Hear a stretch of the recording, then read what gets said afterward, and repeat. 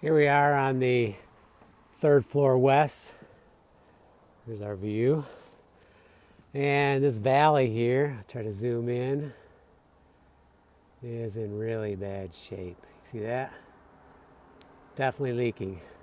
Not really close to it. Although inside there's a little bit of sign that it's leaking, but not much. Even right here, there's got to be some water hitting in there. That's not good.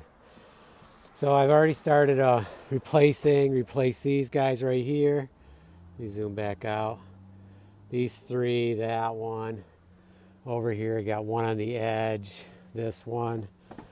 Now here's a unique thing. Well, not unique, but for me it is. I don't do the strap technique where you put the strap down, put the slate up in, and flip this over to hold it.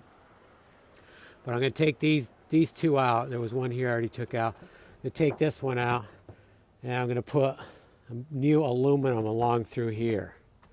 And then, I already replaced this one here. Then I'm going to start going right up the valley. And as I work my way up, we need to replace more slate. See that bad area right there?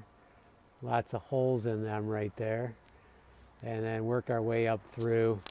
And as we go, we're going to build a matrix so that we can scrape this roof and repair that, prime it, paint it, and then we'll take our web matrix back down, and all before winter. So once we start on this, we have to move and keep moving at it. Right here, I'm going to also go more overhang here. I don't like the way this is. I mean, I did this temporarily to get us by several years ago.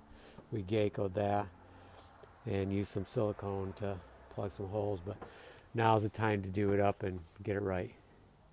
So rain's coming really soon today yet, in an hour or two, so I really got to get going.